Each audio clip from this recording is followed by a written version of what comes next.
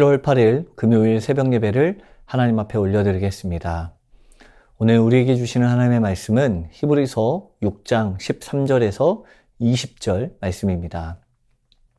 하나님이 아브라함에게 약속하실 때 가리켜 맹세할 자가 자기보다 더 큰 이가 없으므로 자기를 가리켜 맹세하여 이르시되 내가 반드시 너에게 복주고 복주며 너를 번성하게 하고 번성하게 하리라 하셨더니 그가 이같이 오래 참아 약속을 받았느니라.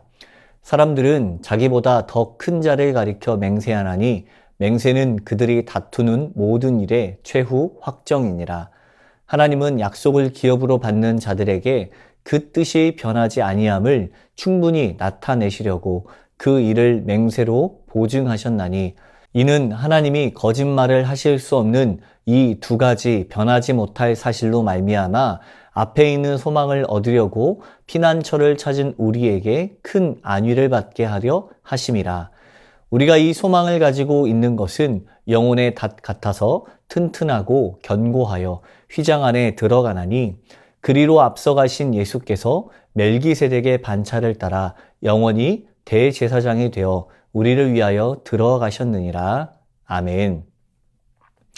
많은 사람들이 명확하게 자신의 주장을 증명하기 위해서 가장 많이 사용하는 방법이 바로 맹세입니다. 무엇인가를 걸고 맹세를 하는 이유는 자신의 주장에 대한 확실성을 두기 위함입니다. 그렇기 때문에 사람들은 맹세를 할 때 자기 자신보다 더 큰 존재를 두고 맹세를 하게 됩니다. 하늘을 두고 맹세하거나 자신의 목숨을 걸거나 부모의 명예나 자녀를 사랑하는 마음을 두고 맹세를 하게 됩니다. 이와 같은 맹세의 모습은 자신의 주장이 그것들과 견주어 볼 때 절대로 가치가 없는 것이기 때문입니다. 그런데 오늘 본문을 보게 되면 하나님께서 아브라함과 약속하실 때 맹세를 위해서 택하신 것이 무엇입니까? 바로 자기 자신이라고 이야기하고 있습니다. 그 이유는 하나님보다 더 큰 이가 없기 때문입니다. 유대인에게 있어서 맹세는 생명과도 같은 것이었습니다. 그들의 맹세는 하나님의 이름으로 하는 것이었기 때문에 맹세를 어길 경우 생명마저 위태로웠습니다. 그런데 이런 맹세를 하나님께서는 아브라함을 위해서 자신의 이름을 걸고 맹세를 하고 있습니다. 하나님 자신보다 더 큰 존재가 없기 때문에 자기 자신을 친히 두고 맹세하심을 보여주신 것입니다. 이것은 최고의 권위를 가진 맹세입니다. 이 맹세는 절대로 지켜지지 않는 경우가 없습니다. 이 하나님의 맹세는 14절에 기록된 것과 같이 내가 반드시 너에게 복주고 복주며 너를 번성하게 하고 번성하게 하리라 라고 말씀하고 있습니다. 이 말씀은 창세기 22장 17절 말씀을 인용한 것입니다. 이 말씀을 구성을 보게 되면 너를 복주고 복주며 너를 번성하게 하고 번성하게 하리라 라고 말씀하시면서 복주다와 번성케 하겠다라는 말을 두 번씩 강조하고 있습니다. 이러한 표현은 하나님께서 틀림없이 복을 주겠다라는 것을 강조하며 나타내는 것입니다. 아브라함이 이삭을 바쳤을 때 하셨던 약속을 두 번이나 강조하면서 아브라함이 오래 참아서 약속을 받았다라고 이야기합니다. 아브라함의 오래 참음은 매우 큰 인내심을 가지고 기다린 것을 이야기합니다. 이 인내는 단순하게 끈질기게 버티는 것을 의미하거나 무리하게 사건들과 부딪히려고 하는 것을 말하지 않습니다. 오히려 그것들을 묵묵히 기다리고자 하는 태도를 나타내는 태도입니다. 그냥 버티는 것이 문제가 아닙니다. 또한 기다리고 기다리다가 인내하지 못해서 그 문제를 해결하기 위해서 사건들과 부딪히는 것을 이야기하는 것이 아닙니다. 묵묵하게 참고 또 참고 그것이 당연하게 이루어질 것을 신뢰하며 흔들리지 않는 믿음을 갖고 살아가는 것입니다. 신앙인들의 삶에 있어서 오래 참음은 뗄래야 뗄 수 없는 성품입니다. 하지만 오래 참기란 쉽지 않은 것도 사실입니다. 지금 내 앞에 산재되어 있는 문제들 앞에 어떻게 반응하고 묵묵히 잠잠히 기다릴 수 있겠습니까? 아마도 막연히 기다리는 것을 선택하는 사람은 없을 것입니다. 다들 무엇인가 해보려고 노력하고 문제를 해결하기 위한 방법을 찾아 열심히 수고하고 애쓸 것입니다. 어쩌면 그것이 당연한 것입니다. 문제 앞에 가만히 있는 사람을 향하여서 세상은 무능한 사람, 또 책임감 없는 사람이라고 손가락질 하기 때문입니다. 당시 예수님을 믿는 히브리인들에게 있어서 생명의 위협을 느끼고 믿음의 포기를 강요당하는 시기에 그들이 정말로 가만히 인내하고 있어야 하는 것은 쉽지 않은 결정일 것입니다. 그렇게 가만히 있다가 생명을 잃어버리는 것은 정말로 아무런 의미가 없는 행동이기 때문입니다. 생명을 지켜야 그 다음이 있을 텐데 무조건 참고 견디는 것은 아무런 의미가 없기 때문입니다. 하지만 오늘 히브리서 저자는 그럴 때일수록 더욱더 확실한 것에 우리의 삶을 걸고 인내해야 한다라고 말하고 있습니다. 바로 하나님께서 하나님 자신의 이름으로 맹세하고 우리에게 복 주시기로 약속하시고 또 그 맹세로 보증하셨으니 거짓이 없는 하나님께서 바로 성도의 삶을 지켜주신다라는 사실을 믿고 인내하는 것입니다.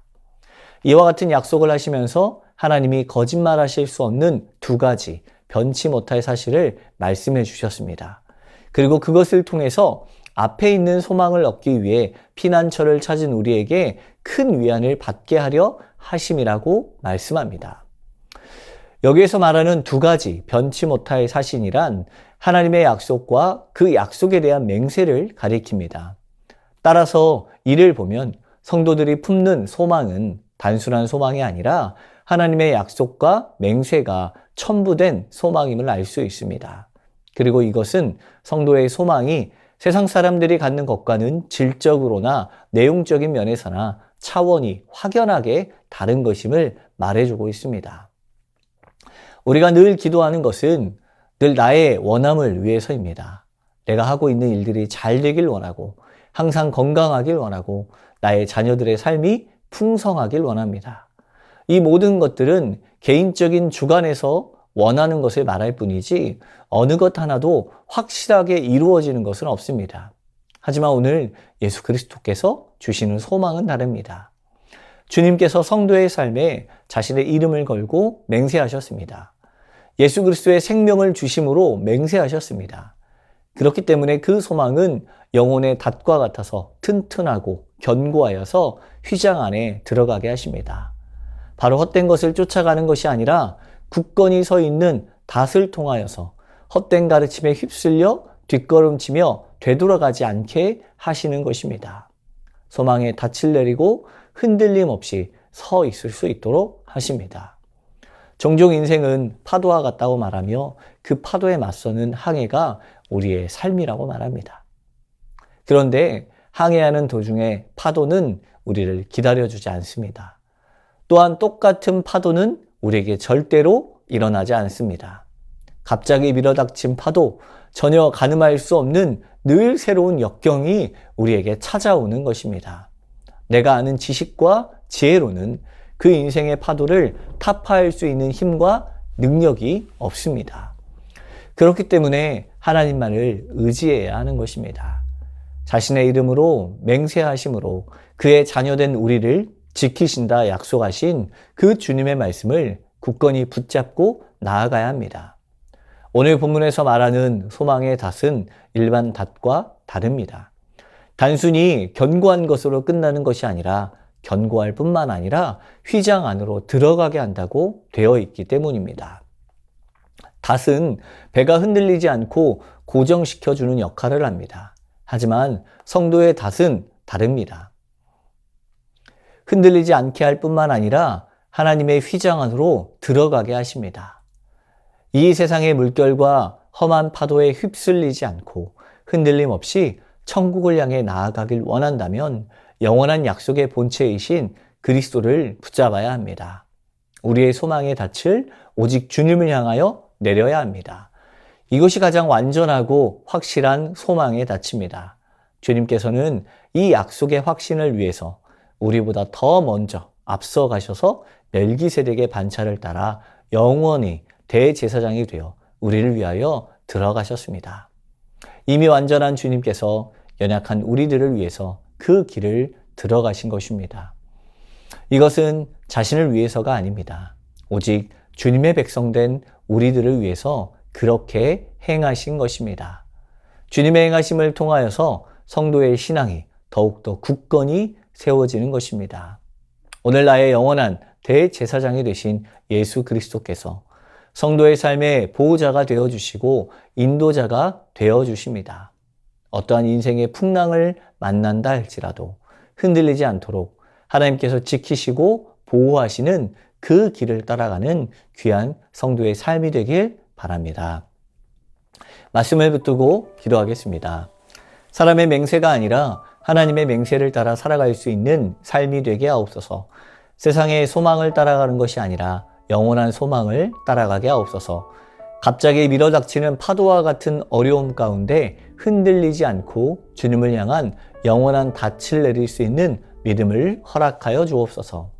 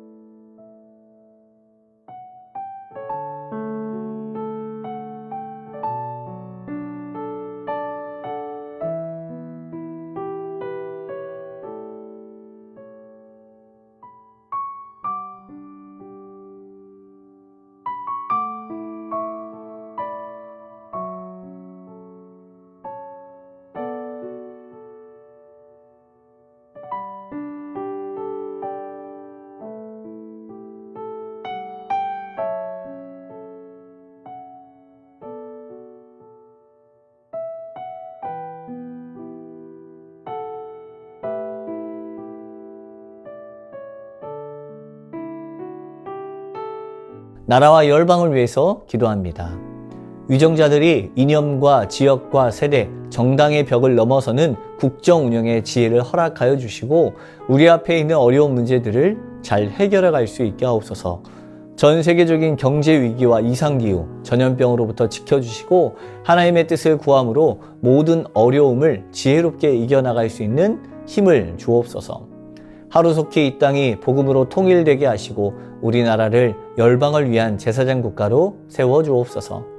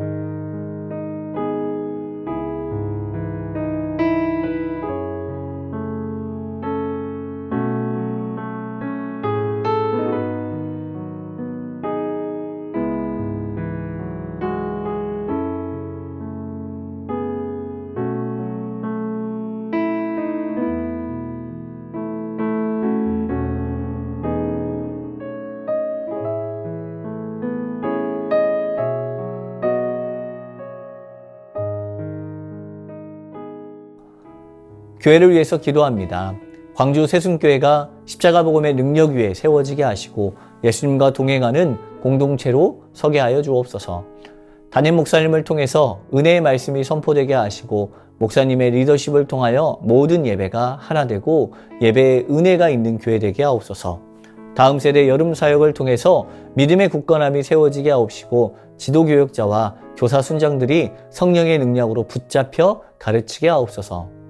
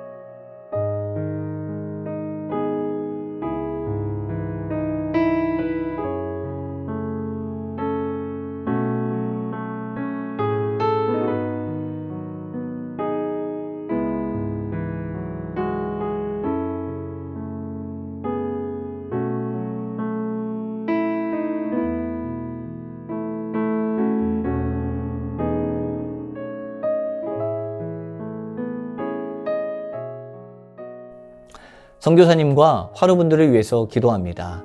방글라데시, 스리랑카 박수키 선교사님을 위해서 기도하겠습니다. 방글라의 시드센터가 예수님의 복음의 통로가 되고 그 지역의 선한 영향력을 흘려보낼 수 있게 하여 주옵소서. 시드센터의 아이들과 스태프들의 영역이 강건하고 주의 보혈로 센터를 덮어 주시옵소서. 스리랑카의 경제와 사회가 안정될 수 있게 하옵소서. 스리랑카 위에 주의 긍휼이 내리도록 특히 기독교인들이 깨어 기도하는 시기가 될 수 있게 하옵소서. 과테말라 도익찬 노행자 선교사님을 위해서 기도합니다. 선교지는 확진자가 다시 늘고 있습니다. 주님께 의지하는 믿음으로 극복할 수 있게 하옵소서.